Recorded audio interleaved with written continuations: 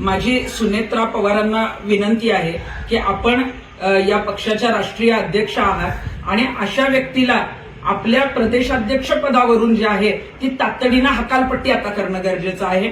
अशोक खरात याचे जे संबंध आहेत ते अनेक मंत्र्यांशी अनेक राजकारण्यांशी आहेत, त्यामुळे अनेकांचं पितळ उघडं होऊ शकतं, अनेकांचे जे आहेत त्याच्याशी संबंध जे आहेत ते पुढे येऊ शकतात। म्हणून कदाचित जे आहे ते अशोक खरातला संपवण्याचा डाव पण होऊ शकतो।